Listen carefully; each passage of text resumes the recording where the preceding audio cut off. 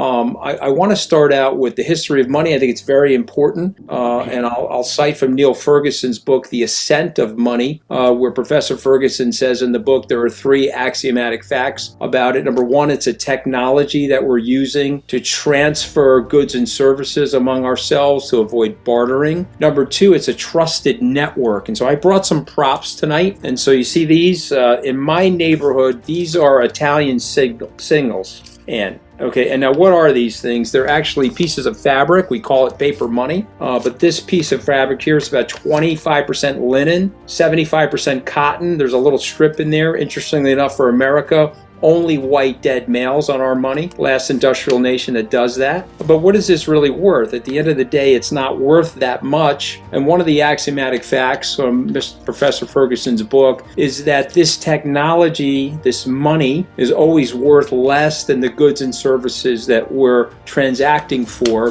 But what's important about this is it's a trusted network. I can pass this on to somebody, and they know with great confidence they can pass it on to somebody else. But as Satoshi Nakamoto said, or the group of people known as Satoshi Nakamoto, the inventor of Bitcoin, and the group or the gentleman or the woman that wrote this white paper, they basically explained that this money throughout history has been corrupted. And this money throughout history, particularly in the modern era, we've had two big episodic events, 2008 into 9, and now the COVID-19 situation where we're manufacturing this money and it's causing some level of instability in our society. In the United States, $469 billion was printed in the first 5 months of the year. As you know from some of our past conversations, I grew up in a blue-collar family. My dad was a laborer. He was an hourly worker. I priced his earnings in 2016 while I was on the presidential campaign, and I pointed out to the candidate, my dad's 1976 earnings priced in 2016, they were down in real terms 26.5%. If you're listening in and you have dollar-denominated assets, well, you've been taxed by the central bank because of inflation. The $10,000 that you had in your bank account last year has the purchasing power equivalent of $9,200. And so in comes Satoshi Nakamoto with this idea. And the central thesis of this idea and the eureka moment for me was the notion that the blockchain could create a permissionless transaction between two parties that may not know each other, don't necessarily have to trust each other, but over the blockchain, they can make this transaction by creating a decentralized effect, taking out third parties. And this is something that I think is a eureka moment. And if you go back and study gold and you understand why this precious metal has value, about 5 or 6% of the cost of gold would be for the manufacturing effect that gold has on our society. The rest of it is the perception of that store of value. And I think this cryptocurrency revolution, and Bitcoin specifically, because of its scarcity, is going to transcend gold. It's more portable. It's impregnable in terms of the transaction over the blockchain and that network, and it's being adopted quite rapidly, a result of which the prices are going to go a lot higher. When you say this is, in a sense, a bit of a breakthrough moment, one thing I would like to know from you is, what is the problem to which cryptocurrency is the answer? We'll come on to whether it's a bubble in a minute and whether you owe each other a tulip or not.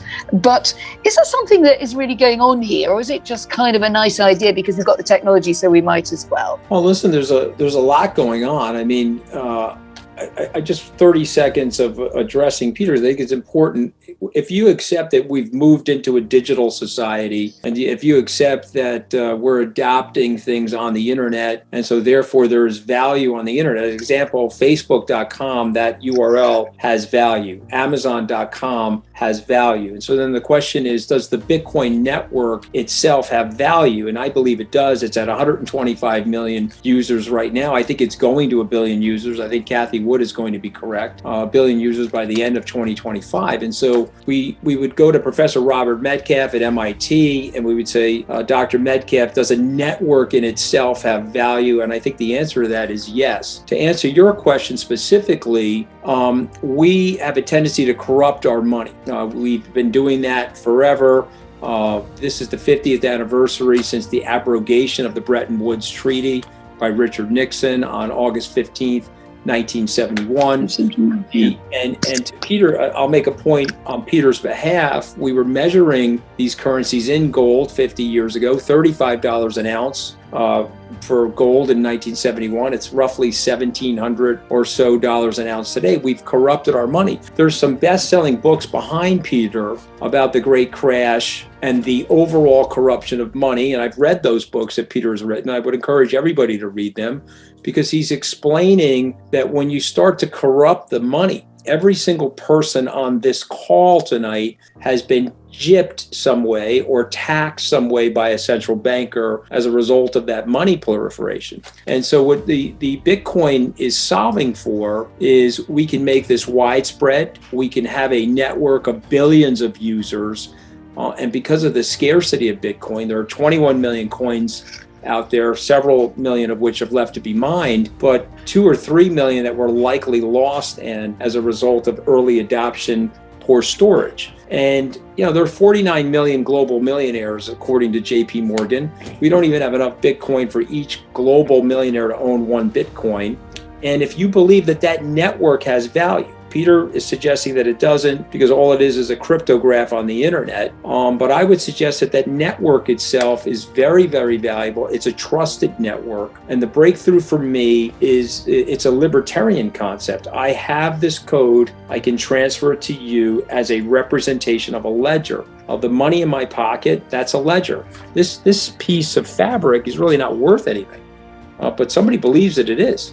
And we have to stop that, because this is being printed now in a massively corruptive way around this. It's like 31% increase in M2 since April of 2020. First of all, the point that we're addressing here about the problem, I agree. Yes, paper money, fiat money is a huge problem, and intrinsically it has no value. The value of that piece of paper that Anthony is holding on to comes predominantly from faith. When we had real money, you didn't have to have faith because you had gold. You had a real commodity, and everybody knew its value because everybody knew what you can do with gold.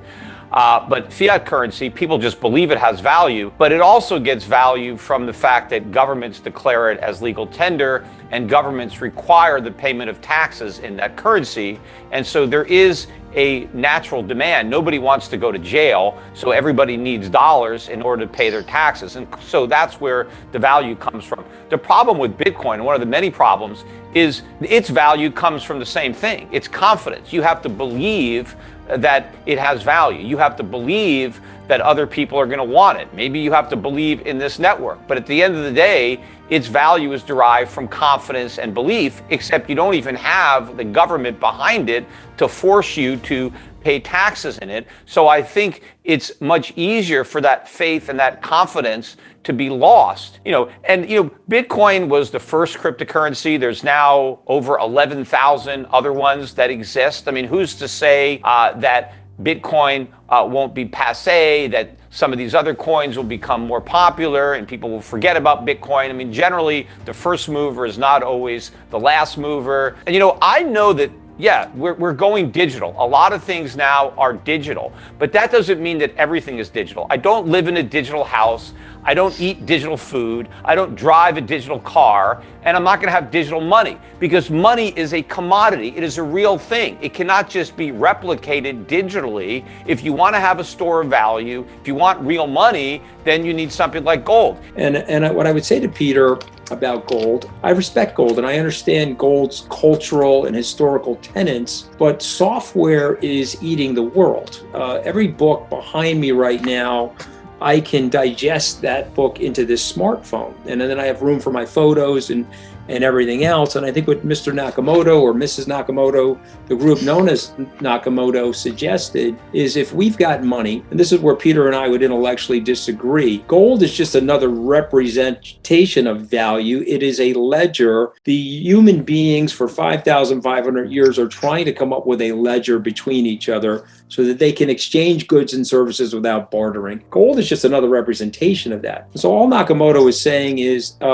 this meets the three tenets. It's scarce, it can be networked, and I can transfer it to you in an impregnable way. We don't have to like or trust each other, but I can create that one-on-one experience without having to go through a third party. One last quick point. Yeah, quick one back to Peter and then to the audience, because we've got some great questions. You'll have to keep going for those. If we capture a meteor, very valuable one, that's got $2 quadrillion worth of gold, it's going to super disrupt that market. Bitcoin can't be disrupted. It can't be recreated. 125 million users is less than 2% global saturation. If I'm right, if Cathie Wood is right, you'll be at over 1 billion users, and these coins will be worth several times more than they're worth today. But and maybe Peter and I can have that debate in 4 or 5 years about where this. The blockchain and the introduction of cryptocurrency and the tokenization is going to allow us to do things way more efficiently in our society in terms of transferring goods and services. And I'll just remind you of this. We have to take these things from the government now, the money.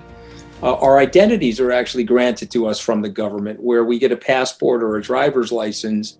But in the world of the blockchain and the concepts of tokenization, our identity actually becomes ourselves, and it can be expressed over that network. And I just want people to think about the magnitude of that and the freedom of that, and the fact that this is so decentralized that it's relatively uncorruptible. And we know how frail human nature is as it relates to corruptibility. So I do think the world has been greatly improved, and I think Bitcoin is here to stay, and it will be a transfer mechanism for value and a store of value, and possibly a global currency over time.